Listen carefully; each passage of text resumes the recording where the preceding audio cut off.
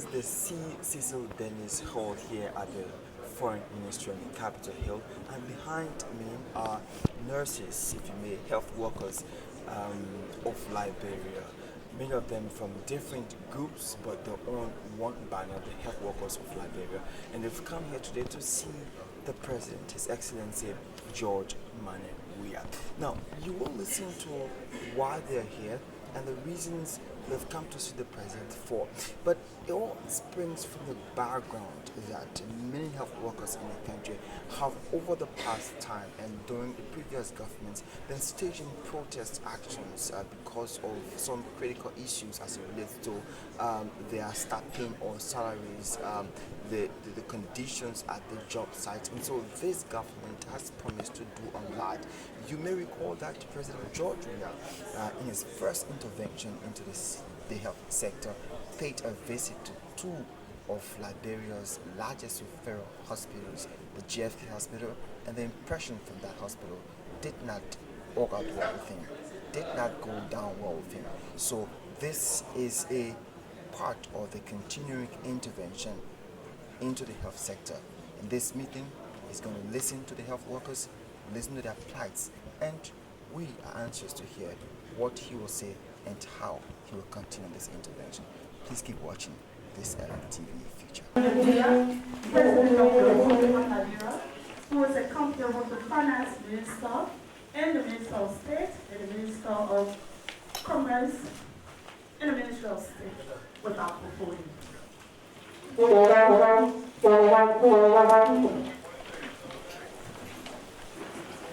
I think yesterday was supposed to be the meeting, but doctor was not around. Nothing,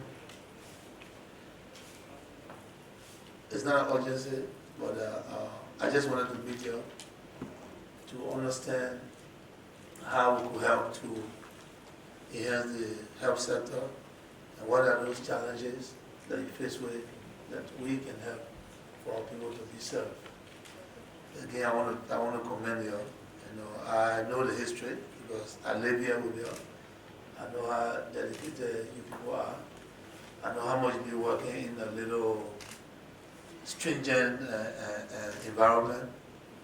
But we have an opportunity now for all of us to fix it, to make sure that we have our fair share. And we'll depend on you. I visited the hospital 4 days ago. It's not encouraging at all. To see that JFK is empty, it's wrong. It means we have to train more nurses, more doctors. It's important for our people. When you don't visit this area, you think it's all glittering. But for me to walk there 4 days ago, I see that we are in trouble. So I wanted to talk to you. I wanted to listen to see what we can do, to improve the health sector. It's one of our pillar, because when our people are not healthy, we know that we're in trouble. That's why I wanted to meet with you people. So we can do a more interactive meeting, so at least we can get more views and suggestions. Thank you, good to see you. I think this is a privilege for every one of us, and this is indicative of your agenda as it relates to pro-poor. Pro-poor agenda cannot be manifested when the healthcare workers, those that take care of the health of the people, because for our people to sustain their life, they need to be healthy. For the economy to grow, we need healthy people. And so the backbone for the pro-poor agenda, as I see it, is the health workers. And so the fact that you are able to meet with the healthcare workers and listen to them, although financially, as you indicated during your national address to the country, that the government is poor, think it's broke. We have an opportunity to listen to the healthcare workers, see what their needs are, and we can look at the low-hanging fruits, those ones that we can pick now, we can pick them, and then as time goes by, we can reach up to the others. So again, I want to say thank you so much for the opportunity, and we look forward to continuous collaboration with you and the government. Thank you. We are grateful in the first place for extending invitation to health workers. This is the first incident, a situation that a sitting president will call, especially from the very onset of his administration, to hear from the House's own mouth. Without taking much of your time, I want to draw your attention into the issues that are of challenge to us as a union and healthcare provided throughout the length and breadth of this republic. Number one, we have issue of infrastructure and equipment. Throughout the country, you will see dilapidated health facilities across the country, lack of staff quarters and transportation. Even the JFK that you have already mentioned is a clear example. Ambulance service. What is our request? Our request in this challenge is that we want the government to renovate and improve dilapidated facilities across the country and improve on staff quarters as well as transportation. To equip health facilities with diagnostic equipment. All of us know today that even in Monrovia, when something happens, we rush to Tapeta. I think Monrovia is the seat of government, and we should have people being referred to Monrovia than for people to go to Tapeta. I'm not trying to underestimate what they are doing there. We want to also request for effective and efficient ambulance service to the public. Issue number two on our challenge is essential drugs and medical supply. Drugs are not regular. Even if they are regular, they are not sufficient.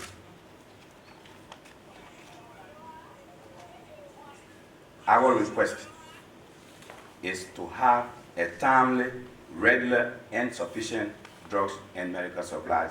Because every time when people go to the hospital, they complain about nurses, lab tech, the lower people, even including the doctors. If you have a hospital that takes maybe 5 beds, or that takes 20 beds, if you already have patients on these beds, where else do you expect this patient to go? If you don't have a reagent, what do you expect the staff to do? But all of these things, people don't understand. When they get to the hospital and they say, oh, we don't have this service, then it becomes our trouble. The next issue is the welfare of the workers themselves, or ourselves. Today, because we have spoken, because every time I say, when you speak the truth, and the truth will set you free. I think that is the opposite here. When you say the truth never sets you free.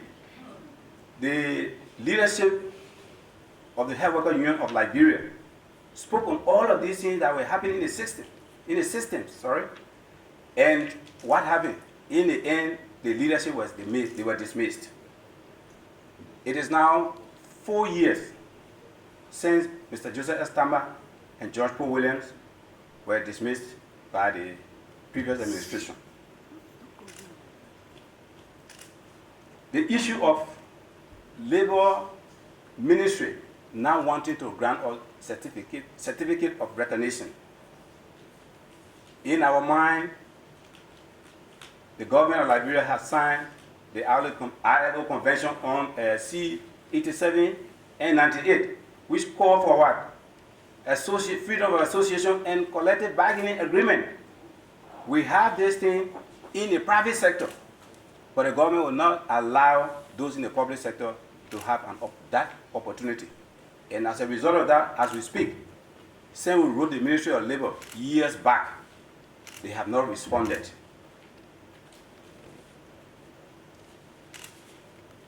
And Mr. President, to be very honest, the pay that health workers get is very, very low.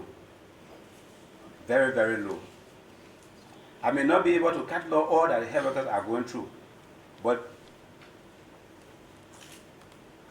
the service that is being provided, health workers take risk. Infectious and contagious diseases. When the issue of Ebola came, or when we should have the issue of Lassa fever, hepatitis, the people who are affected are the front-line people, which are the healthcare providers.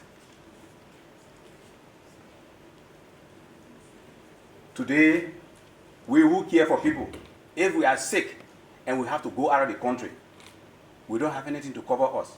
Even though NASCO is taking small things from our pay. But what is the benefit are we getting? Say today, if our doctor get infected because he was operating and something went wrong, what is he covered with?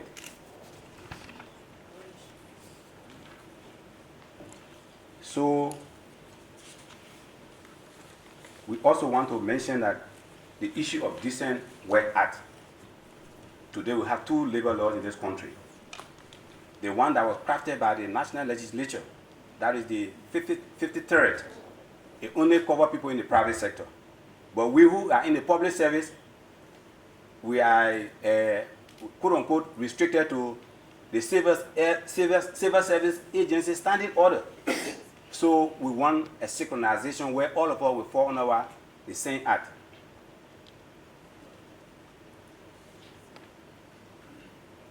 There's also a public health draft law. We will also want for all of the actors that are in the health sector to form part of it so that they can finalize it. What is our request? Our request is, Mr. President, with your team, to reinstate with full benefits for the dismissal of our union leaders, Mr. Joseph Estamba and George Paul Williams. We want a certificate of recognition from the Ministry of Labor because it is an obligation that Liberia has signed. We want a cordial relationship between the Health Workers Union and the Ministry of Health. We will not be able to say all, but let me remind the public, when Ebola was coming, by that time 2 persons have just died from the health workers. And we went to the Golden Key Hotel, but then the health minister from the sub-region were meeting, and we pleaded with the government and the ministers that were in setting that we needed protection. We were given all sorts of names.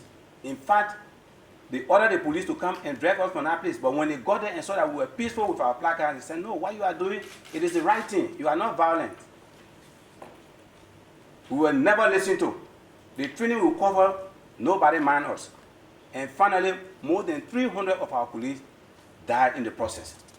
If you remember when they got to listen to us, Ebola came in this country 2 times, and it did not last, and nobody died, apart from those who were, infected. We are saying that if we refuse to liaise with the actors, the key actors in the health sector, things will get better because we are the ones that are on the job floor. We know what is obtaining.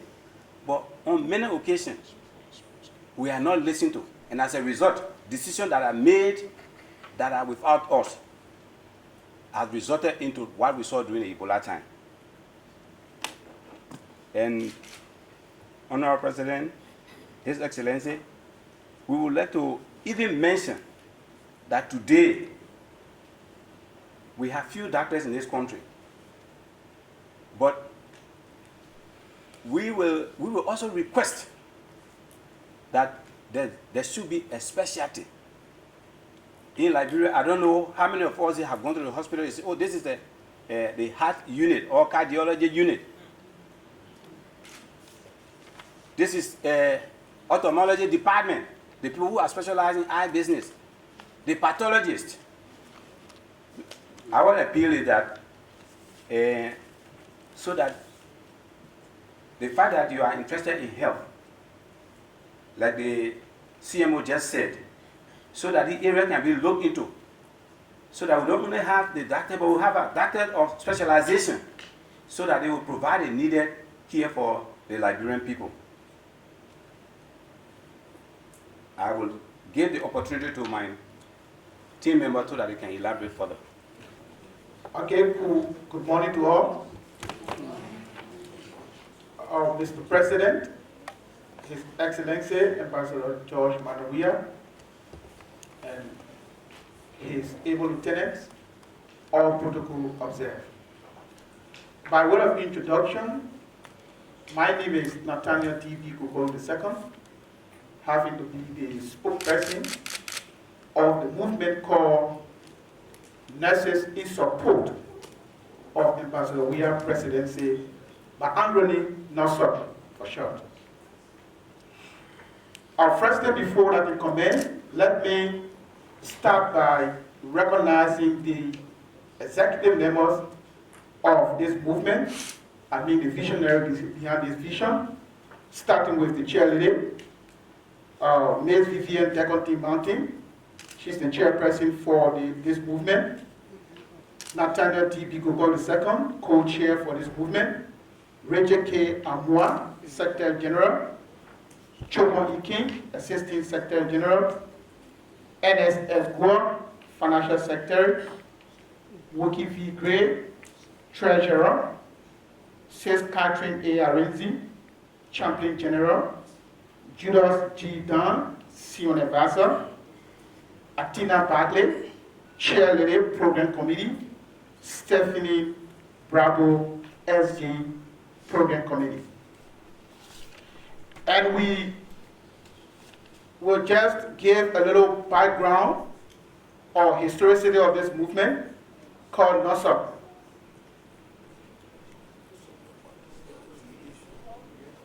Mr. President, we have been the professional people in the background at the time the decade war was ongoing, from 2005 up to present. And within 2005, our movement did not survive because there were a lot of us that were marginalized in the health sector, especially when you are associated with the CDC. Whenever you mention the word CDC, somebody will take it to be rat poison. And sometimes they condemn you, they verify you, give you latches. At the end of the day, we never survive. But we're still in the struggle, making sure that our dream and aspiration be actualized. In 2011, we also did the same, where in fact we were fortunate that some of us served as pool washers, supervisors, and even start to work with the party as an executive member. For example, I served as the spokesperson for this movement. I served as Secretary General for the Montserrat County Youth League, CDC. And Vivian Deconti Mountain also served as chair lady in the women wing. And other colleagues of mine also served as executive member in the district and also served as zonal head. So while the truth that we not hold our professional attire while we were on the front line politically, but we were also professional people who were at the background, making sure that our dream of Ambassador Weah becoming president be realized. Our aim and objective: one, that all nurses and all health practitioners be prioritized by his government. Two, that his government will provide sophisticated medical equipment to avoid our ministers and all government officials going foreign land for medical treatment or checkup. Three, that all members of our organizations, because we have huge unemployment, especially in the health sector, but particularly when it comes to our movement, some of us were staffed from the back, some of us were dismissed from work because we were part of the CDC. So our recommendation or our objective is that all of our members be empowered by the government. Three, that NUSSOP be used as a liaison between the government and the health sector in order to point out some ills and challenges and subsequently provide way forward to the president. That all nurses and all health practitioners be well paid in order to minimize corruption in the health sector. More to that, since our foundation or our formation in 2005 up to present, the executive members of NASA have gone through thorough assessment in various facilities and nursing institutions. Because mind you, we all nurses, we are working in the in some health facilities, even though some were dismissed, but we also figured out some challenges that the health workers were faced with. One, I think our bosses also, they mentioned some, so those things that they mentioned, I will not be mentioning it, but the one that they left out, I will also be mentioning that. Lack of decentralization of referral hospitals. Now, if you check in Liberia, you'll realize that the referral hospitals are in minority. We have the Tapeta Hospital, we have JFK, and I can't even remember another one so far.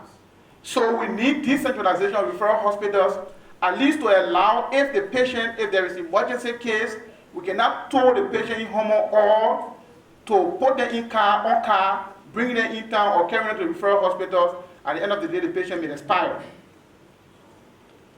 And then some of the challenges also is lack of housing facility for health workers. If, for example, a health worker is employed in Grand Gila or Meriden or other rural area, at least there should be housing facility for the health worker because, like our bosses said, we are the frontliners in terms of the health delivery system. More to that, we have lack of interpersonal relationship between the health workers and the patient. If you visit various facilities, you'll realize that if patient is on an emergency, or if the patient is already ill, sometimes the approaches from health practitioners to patient, it cannot be cordial, thereby worsening the situation on the patient. So at least the Ministry of Health or other health institution should organize a workshop that will educate health practitioners how to be having good customer service with the patient. Then we also have hospital administrators lacking medical background.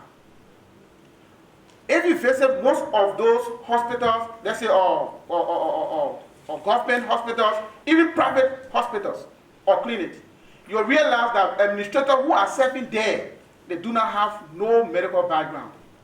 So our argument is, if an emergency occurs where you don't have doctor on shift, or you don't have a nurse, or you have the administrator there, or a prescription is given that a medication should be given TRD or PRN. All right? And then the patient goes, because the patient analysis is anybody who is in the hospital, they are doctors. So you carry the prescription to the administrator, say, oh, Dad, how can I take the medication? If the administrator does not have the medical backing, how can he or she interpret the prescription? Then our recommendation. We are recommending to you, Mr. President, that since in fact we have been in a struggle as health practitioners, we have been lashed at, we have been through out of offices or work because of our association with the CDC, we are appealing to your honorable office that you create an avenue for us in order to empower us into those various government health institutions, ranging from health ministry to government hospital. Thank you very much. Let me start first by telling the Almighty God, thank you for you all. And thank God for all of us who are in the house here. The God that brought us here safely, may He carry us back safely. May God continue to protect all the government officials who are being elected, who are in position. May God keep you people far away from the demonic hands. Honorable President, let me be very frank with you. The biggest challenge in the health sector is insincerity and dishonesty. When when I was elected as president of the National Health Worker Association of Liberia, I decided to meet Honorable Vivian Cheru, who was a Deputy Minister for Administration at the time at the Ministry of Health. And she asked me, Mr. Tamba, what's the way forward? How can we move the Ministry of Health forward? I told Honorable Cheru, the way forward is first to clean the payroll of the Ministry of Health. She and myself worked together. The payroll was clean. We wrote a letter to Dr. Allen. At the time, he was the Civil Service Director. Dr. Allen received this letter and he responded. His response is here to the back of this letter. He sent people to come and conduct a workshop for us to get those volunteers who are working in the Ministry of Health to get on the payroll. After the 2-day workshop, we went back to personnel after 2 days to say how are we going to start the work. And the personnel director told us we have nothing to do with employment. It is only Minister Down, at that time she was the CMO, and the personnel officer are responsible to employ people, and not us. And they kick her out of the system. Because they kick her out of the system, we decided to meet in Banga, all the health workers throughout the length and breadth of this country. We prepared a petition, and we brought it to the national legislature to see how can we get allotment in the budget to employ those volunteers that have been working 10, 15 years in the Ministry of Health without being on the payroll. This is a petition. When we presented this petition, the House of Representatives told us, fine, if health workers in Liberia haven't done nothing for themselves, this is genuine, and we are going to see to it that we cater to you people. After the petition, a committee was formed headed by Honorable Ahmad Zulu Jala. We went there for 6 months in the House of Senate. After all the funding, the most critical thing that was on the team was on the table was the deduction of the $55 from the health worker incentive. And they asked the Minister of Health authority who were on the team, the planning minister and the personnel director, why do you deduct the $55 from the health workers? And they told the committee that they deducted the $55 because they wanted to employ more health workers. Honorable Zulu Jara asked them, is that the way to employ the people? Take the workers' money to employ people, you should refund the $55. Communication was done to the executive, to the president, Madam Ellen Johnson Sirleaf, and Madam Ellen Johnson Sirleaf wrote to Gonogali. These are the communication. People might wonder how I got this communication. I didn't stay. I didn't go even to assistant minister or office assistant. I was standing right before the Minister of Health on the steps. And Honorable Gonogali himself, he said, Mr. President, I said, your communication has reached me. I have responded to it. Go for your own copy to the Councillor Wilson. And how I went to him, he called Gonogali. Gonogali said, yes, I the one sent him for the communication. Those are the communication. Those are the recommendations from the Amazulu Jara committee that was sent to the Minister of Health. Yeah. Okay. Sorry for the time. The time is small. But really, it's a big burden. Yeah. So what I wanted, I brought the document to give it to the president. I'll leave it with you, and you will go through it, and you will see whatsoever we say. Everything we are seeing here is documented. It's nothing that we are lying on anyone. We don't want to lie. We are God-fearing people, and that what you saw we stood for too long. So, not to take up most of your time, we have a noise from Phoebe. This man, we have carried him all over. Newspaper carried. We have talked to the various radio station for this man to be taken to America for his treatment, and we cannot get no one to help us. Mr. President, come and help us for it. We will give everything to you, don't worry. Everything will be to you. His medical report and everything is here. This is a medical report. Yeah, the newspaper then. Okay, fine. Now, Honorable, to conclude, let me tell you thank you for your effort and thank you for your government officials. I think I was not waiting. This was a letter from your office. Honorable President, this is a letter from your office, and you said you wanted to honor me for my undertaking in Liberia, for standing for the poor people, for developing this country. This letter from you, I told you at the time, I'm now going for that honor because I am still on the battlefield, and a gambler cannot stand in the gamble booth to say, yes, I will check my money. Let's wait after the war is over. Then I will come for the honor. Here is the letter, so I come for the honoring today. It's Dr. John Morberg. I'm the chairman of the Liberia Medical and Dental Council and vice president for the postgraduate training program in Liberia. I would like to highlight on things that can be implemented at short term, and others I know you may need time to resolve some of those issues. The first, I had the privilege to meet with the vice president to see a reason why our leaders, the two leaders from the Workers' Association, to be reinstated. I was promised, but for the past 2 years, my appeal didn't go nowhere. Again, we want to add our voice from the council for the reinstatement of the two health workers. The next, we'd like for you to know the status of our healthcare providers. We have a group of health workers that are on government payroll and getting incentive. And another group of health workers working in the same facilities, having the same qualifications, but are only receiving incentive. I think that is not motivating. So it's my appeal as council chair to see reason to standardize the pay. Because if you have two nurses working on the wall and the other one making $1,000 and the second one making $300, I don't think it will be committed.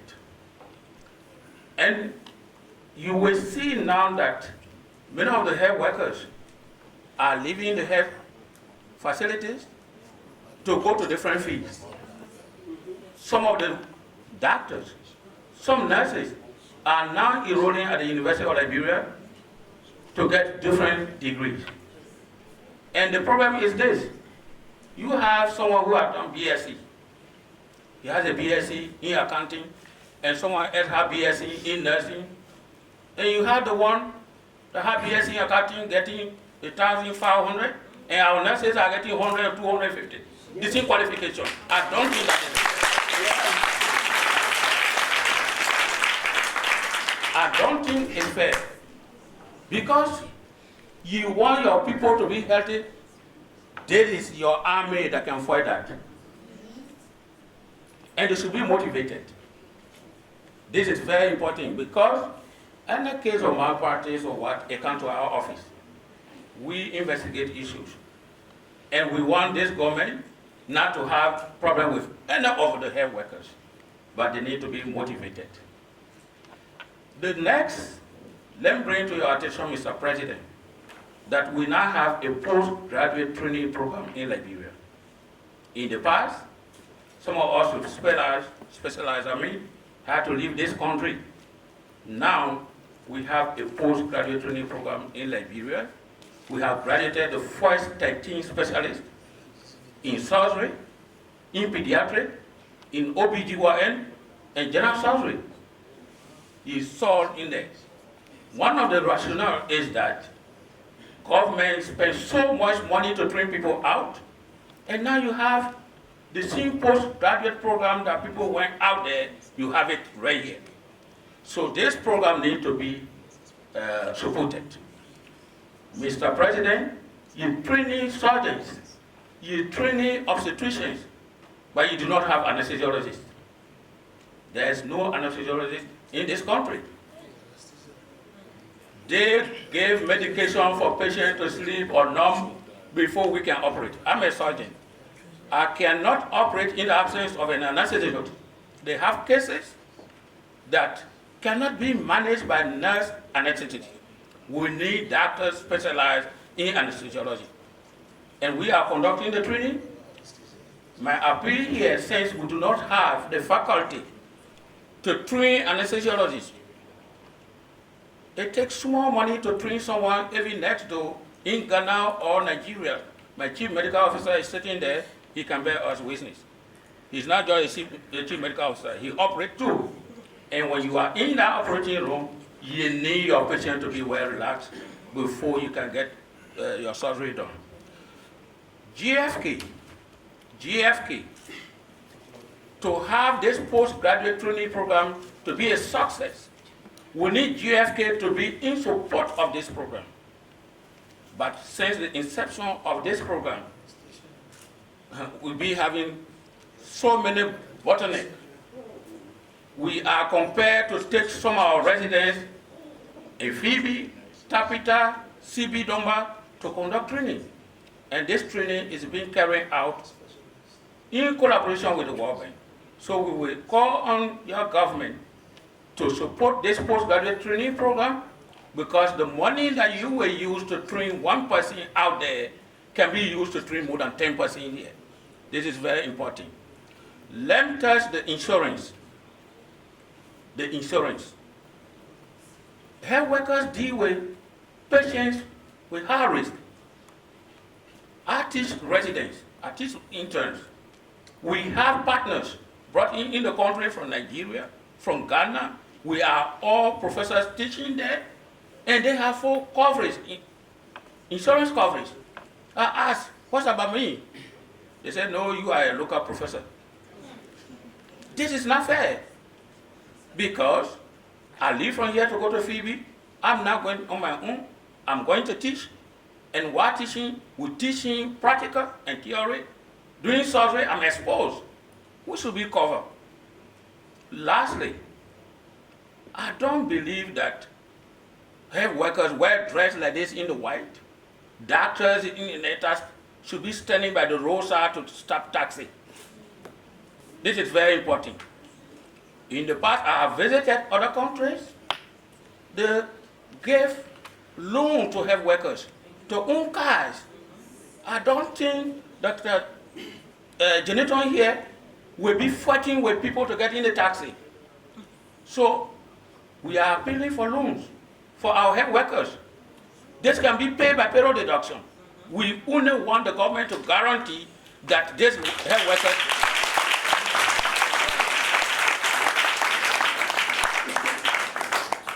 So not to take you too long, I think yesterday I gave my talking point to the Honorable Minister, Honorable Mange. I think I did right. So if there's anything that I will be available to give you more clarification. Thank you very much. Greetings from the Liberian Medical and Dental Association.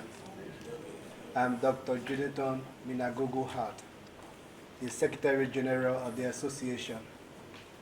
Well, what I'm going to say here, most people won't let me, but they have to hear me. The problems in the health system is huge. And I'm glad that you call us on the table. I know how many hours political negotiation goes for. We're here to discuss health, and we must be serious about it. My professor is here, and I think he knows my track record. Let me start with this. The problem of the past government and the Liberian people, and if we don't be mindful, we pass to your government, is within the Ministry of Health. The people in the ministry are the problem. The people in the ministry are the problem. Quote me, say Dr. Hart says so. They undermine every effort by good-willing Liberians for their personal gain. You talk to them, they punish you. I have received serious punishment, but I'm not afraid. And I'm still prepared to receive more, but I will speak out. What we have here in Liberia, thank God the CMO is here, it's not a health system. This ministry and the administrator at the ministry have turned us, professional people, into agents of death. What we do most of the time is to monitor death. You sit and see healthy person brought to you that can go out home to his family, die in your hand. Or you can do you watch and run around acting like you're doing something but you're doing nothing. Why? Because they know what are needed, but they refuse to make them available. Where the money go, they have to tell us.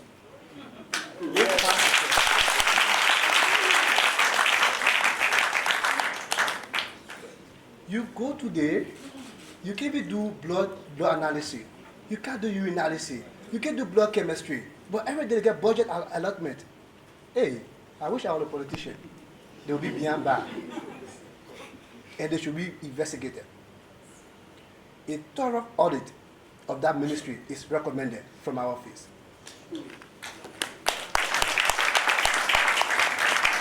I won't take most of the time, but you can take this for me to follow.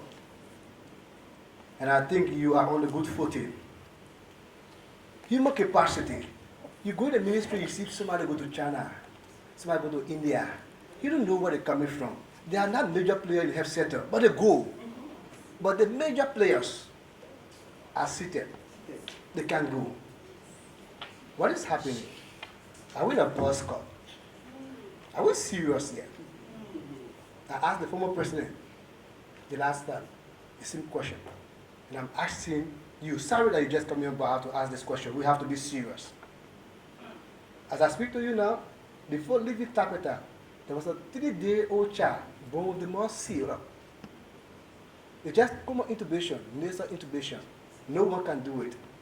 The child is being fed through tube through the nose because we have less anesthetics, nose anesthesiology to intubate the child through the nose. Up till now, I've said and I wonder how that child will live. But our ministers are happy because they have got our taxpayer money. They use it to go out of the country. And we can go, but we pay tax. But they are happy because they can fly out of here when they get sick. But we can fly. I recommend that you buy all foreign treatment for your official. Everybody be treated in Liberia. Cardiac nurse, orthopedic nurse, surgical nurse, pediatric nurse. We need a PhD here. Okay? Why can't we get scholarship and train our people? Why can't we be sincere to this little country that God has entrusted us with? We are training the wrong people, using the right money. It's unacceptable. It is unacceptable. It is unacceptable. I would recommend to you, Mr. President, I do not have the power, but I would recommend that you form an independent committee to review every health facility in this country. Identify the gaps. Review our neighbor's health policy and the standards set by our neighbor for each hospital and see how far we are beyond. And let that committee recommend on the basic equipment and tools and reagents that we need so we can move forward. As an independent committee, no minister of health, no deputy minister, none of them on it. Independent committee. Trust me, I was born in that system. I grew up in that system. I'm working in that system. So I say independent, I know what I mean independent. Independent committee to review it. And let's see. You see how what we're lacking. What we're lacking. You can even do a simple blood test outside Monrovia. We treat it blindly. And we both will say free services. Let me make a note to you. There is no free health services here. It is lip service. They say free health services, but the patient buys everything. Everything the patient buys. The CFO is here. The patient buys everything. I'm glad that you postponed the meeting that he should be here. When I came yesterday, I said, no, they won't know that I want to say something real. And I have the evidence. Okay? The patient buys everything. They say it's free, you go to the say pay 1,500 for a cesarean session. But they say it's free. Go buy paracetamol outside there. Go buy, you buy everything. Redemption is right here. Go to redemption. The patient buy beside the bed. And maybe that one small food to put in the patient, feed the patient. I wonder if they can give it to their children. That amount of food for their children to be healthy. You see the food the sick patient eat in the hospital, you feel sorry for them. JFK is the worst. I don't want to mention the JFK Pandora virus. It is the worst. It is the worst.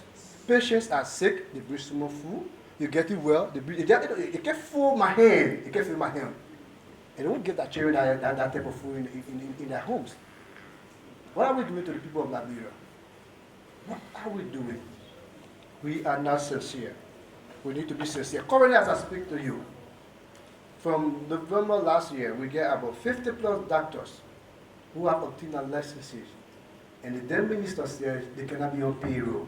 They will only incentive. But they're working like those of us that are on payroll. So I'm on payroll, I'm on incentive, I'm working 36 hours. You on payroll, on incentive, not payroll, you're working 36 hours. That is gross injustice. We exerted all effort as the association, that effort went in vain. Up to now, those doctors are not on payroll. We beg them every day to sacrifice. That sacrifice is too much. It's too much. You sacrifice other people in job as a sacrificial. That is crucifixion. It's not sacrifice. So we ask that you please get those doctors on payroll. Please. And let's get our scholarship for those who need it. We need a lot of field. Dr. Moderator of anesthesiology, we need ophthalmology, we need pediatric surgeon, a lot of discipline, some specialty that people can solve, they can do here. We need them. Let's be serious about it. You get our support. On a personal note, now that I have the chance, I'm going to take off the clothes of the Secretary General. I'm going to take on the clothes of a victim of atrocity, and I'll read this letter I have for you, Mr. President. Can you listen to me? I want to use this medium to congratulate you and your team for your success in relation to this leadership. Again, I'm Jonathan Minagogoha, born and raised in Liberia, a victim of the Liberian Civil War. On October 8, 1990, just about 9 years of age, I witnessed the slaughter of my parents. And since then, 28 years, I have lived with that pain and bitterness in me. We were made orphan, but we survived. Few years back, there was a fake reconciliation conference held. And everyone in the conference spoke. Recommendation was made, but no one spoke of the victim of the war. Today, we are classified as not be serious for life, or we are not qualified to get a job. Most of the street people you see, they are consequences of the war. And no one talk of us. I was fortunate to come out of the shell by the grace of God. But many more are there. But that's not the issue. Today, let it be known to this generation and the next generation to come that I'm writing you, not in my capacity as a medical doctor or secretary of the medical association, but as a victim of the war. Let society and nature judge us tomorrow when we shall gather before our Creator. I would love to make this clear to you and the public that I never believed in your leadership. I was one of those who thought you would not be a good president. But after a short period, I follow you clearly and closely to see if those injustices of the past were sent into your leadership. But I see the difference, and I realized I was wrong of my judgment. I see your appointments.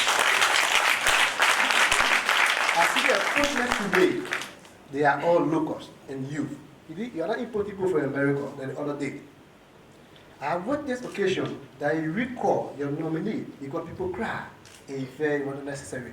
Those are signs of a good leadership. And I regret my judgment of you. Director, doctors, nurses, and other associations, I greet you. I want to be so grateful to the Almighty God today. First of all, I am Vivian Deconti Martin. I've been wishing for this opportunity. And what I want to say to the President today, you are God sent to this nation. I am a gospel musician also, who draft from gospel music because of our injustice. And this is my profession, and I have passion for this job, like other colleagues that are in here. If you have passion for anything, you will do it to the best of your ability. I would like to say, I had a dream 2012 after the election 2011, I worked with you. You cannot remember me anymore. I went out of your house several times. At that time, George Solo was with you. I met with you for the first time.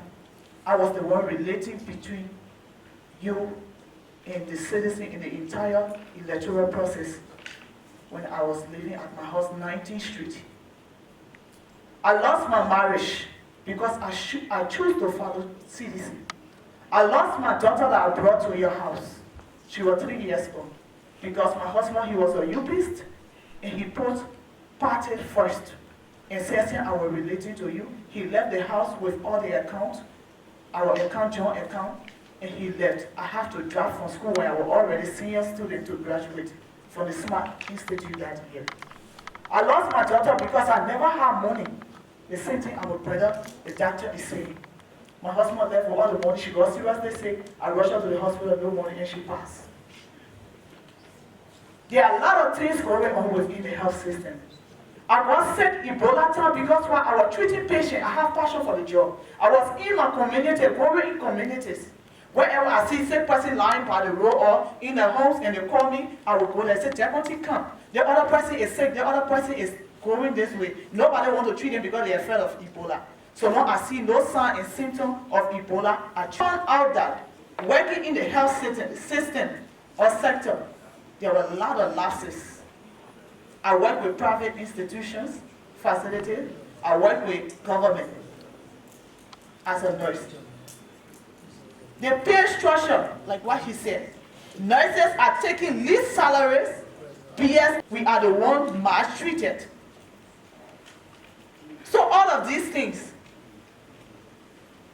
motivate us today to come together. We came together as a group called Nurses in Support of Ambassador Weah Presidency. I worked with Honorable Sir Joseph during the campaign with the medical team that came from America. I saw Liberians. There are a lot of people don't go to hospital, they're living with sickness, they are dying because they don't have money. When our free health services came here, it was a help to Liberians. So I am asking you, I am pleading with you, Mr. President, that please, we need this organization, auxiliaries within the CDC, to be recognized and to be your eye. Likewise, our doctors, our nurses, who are sincere, because they got some that are not sincere. Because if they were feeding for the masses, or the nurses, the doctors, other people, or the patients, they were going to speak, but some of them were not speaking because what they were receiving. So I want to appeal to you. Please, look and just do your judgment. Thank you so much. Well, it has been serious, tough moments of soul searching, and this engagement between the health workers, I'm talking about nurses, doctors, and other specialists in the health system, have been meeting with the president, telling them their plights, and he himself, having a strength of listening to them, has been keen to their attention. And if you heard the health workers, they're very, very strict and very serious about the issues that affect them. Not just them, but the patients, the health sector. It's under-equipment and lack of logistics. But what is important is that the president has committed to doing what he can as a government to improve the health sector. But it comes with the responsibility of the health workers, making sure that they treat their patients with care, with love, with compassion, and that they do their work, save life first before putting your issues first. So it's clear and it's expected that health workers will now go back, not with all the problems solved, but with the impression that the beginning of the problem solving has started. Arthur Douglas, LNTV News, Monrovia.